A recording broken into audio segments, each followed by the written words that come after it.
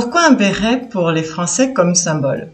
C'est une question que je me suis toujours posée.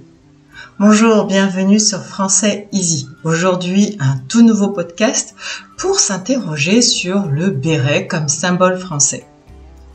Mais avant de commencer, si tu n'es pas encore abonné, je t'invite à cliquer sur la cloche, à t'abonner pour suivre les dernières vidéos et les derniers podcasts. Il est impossible de penser à la France maintenant sans évoquer la baguette, le béret. À l'étranger, ce fameux duo représente l'hexagone maintenant. Indémodable, le béret s'invite dans la mode depuis des décennies. Comment cet accessoire a-t-il traversé le temps? Pourquoi occupe-t-il une place aussi importante dans l'histoire française? Découvrez 4 anecdotes sur ce fameux béret pendant ce podcast. Tout d'abord, le béret, un cliché qui nous vient d'Angleterre en vrai. Le béret revêt une riche histoire.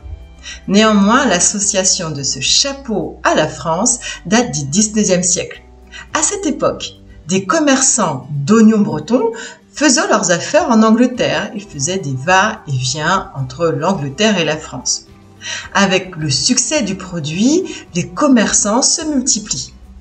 Des centaines de marchands en béret inondent donc le marché anglais.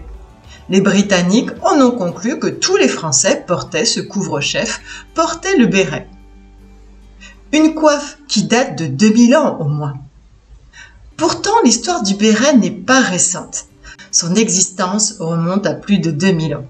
Le mot gaulois béret est associé à une coiffe plate et ronde, fabriquée en laine. La première trace de celle-ci remonte au XVe siècle.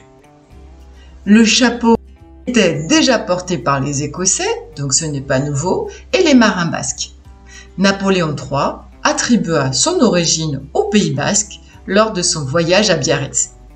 Il en a fait constater que la population locale portait le béret. Il a décidé donc que le béret était d'origine basque. Mais rien n'est sûr.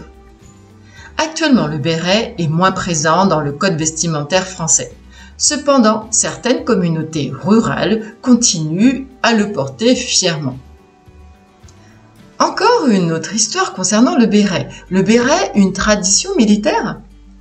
Les soldats français portaient le béret durant la Première Guerre mondiale. À la fin de la guerre, le chapeau fut adopté par la Légion étrangère.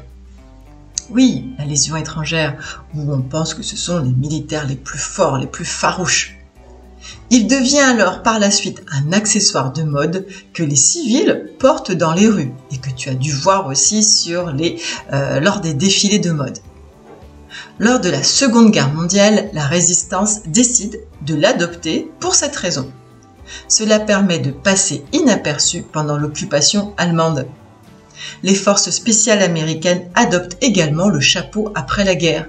Tu dois voir certains corps d'élite américains porter un type de béret. Le couvre-chef a été porté par des personnalités célèbres comme le révolutionnaire Che Guevara. Le béret est un accessoire de mode, qu'en penses-tu? À partir des années 30, le béret devient aussi un accessoire de mode incontournable chez la gente féminine. Les grands couturiers décident de l'intégrer dans leur collection à l'instar de Gucci. Raison pour laquelle plusieurs stars du cinéma portent fièrement le béret comme accessoire de mode. Pendant les années 50 et 60, une nouvelle version du béret apparaît. Il s'agit du béret casquette avec sa visière. Et toi, que penses-tu du béret? Le béret comme symbole de la France, mais est-ce que tu en as déjà porté? N'hésite pas à me dire en commentaire ton avis sur cet accessoire de mode maintenant. Connais-tu une autre histoire ou une autre anecdote concernant le béret? Je te dis à très bientôt sur Français Easy pour un tout nouveau podcast ou une nouvelle vidéo concernant la culture française. À bientôt, bisous bisous, prenez soin de vous sur Français Easy.